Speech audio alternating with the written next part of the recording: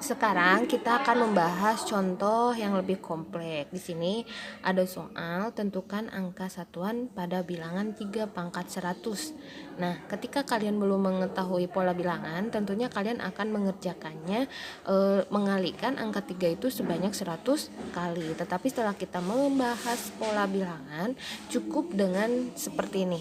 Yang pertama, langkah pertama itu kalian harus membuat tabel terlebih dahulu. Membuat tabel yang berisikan hasil perpangkatan dengan angka satuannya. Kemudian setelah kalian membuat tabel, kalian memangkatkan si basis. Basis itu yang mana? Nah, yang angka 3 ini merupakan basis. Nah, si basis ini dari pangkat 1 sampai pangkat sekian. Dan di sini dicontoh sampai pangkat 7. Berarti 3 pangkat 1 hasilnya 3. Maka angka satuannya adalah 3. 3 pangkat 2 hasilnya 9. Angka satuannya adalah 9. 3 pangkat 3 hasilnya 27. Nah, angka satuannya itu adalah 7. 3 pangkat 4 sama dengan 81. Angka satuannya adalah 1. Terus 3 pangkat 5 hasilnya itu 243. Hasilnya angka satuannya adalah 3. Kemudian 3 pangkat 6, 3 pangkat 7, ini ada angka satuannya 97. Lihat ya, pola pada angka satuannya. Pada pola angka satuan ini kalian perhatikan di sini yang pertama 3, yang kedua 9, yang ketiga 7, yang pertama lagi 1. Bukan yang pertama, yang keempat 1, kemudian balik lagi setelah angka 1 kembali lagi ke 3. Begitupun sama polanya 3 9 7 1. Pasti di sininya juga sama 3 9 7 1 dan seterusnya. Itu yang namanya pola. Maka angka satuannya kita hanya perpangkatannya kita hanya sampai ke 7 saja karena sudah kembali lagi sehingga membentuk pola. Di sini dari tabel ini kita memperoleh pangkat ketika angka satuannya sama, yaitu ketika pangkatnya 1, ketika pangkatnya 5, 9, 13.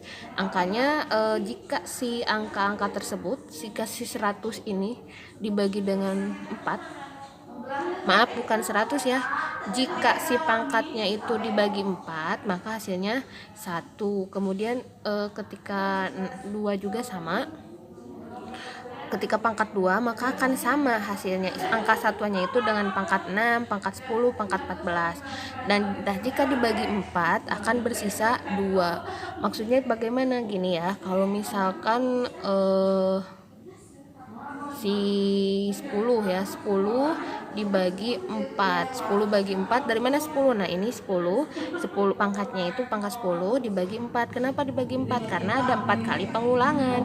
Berarti 10 dibagi 4 dapat berapa? 8. 8 kali bukan 8.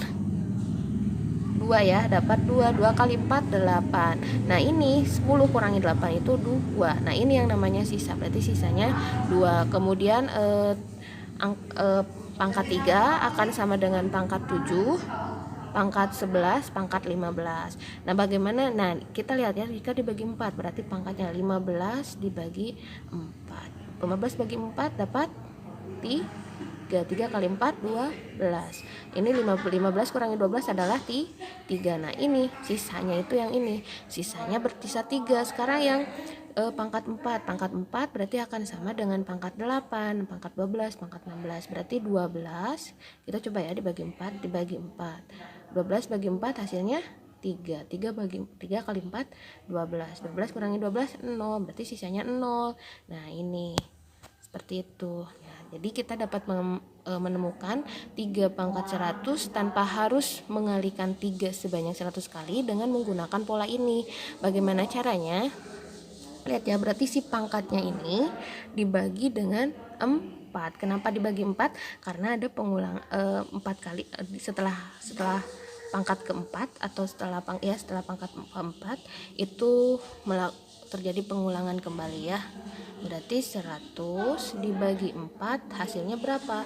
25. 25 kali 100 25 kali 4 hasilnya 100. Berarti 100 kurangi 100 0. Berarti yang sisanya 0. Kalau sisa 0 berarti pangkatnya itu angka satuannya itu adalah berapa?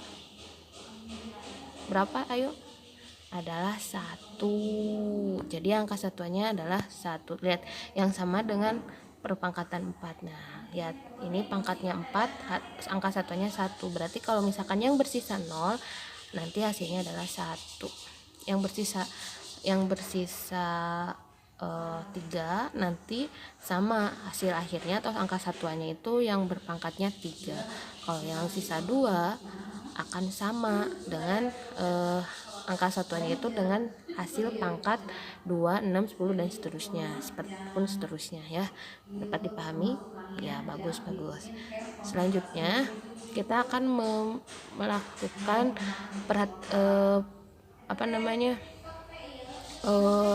pola selanjutnya. Lihat ya, di sini itu ada pola 0, 1, 1, 2, 3, 5, 8, 13. Nah, ini merupakan contoh dari pola Fibonacci atau bilangan Fibonacci. Maksudnya itu Fibonacci itu bilangan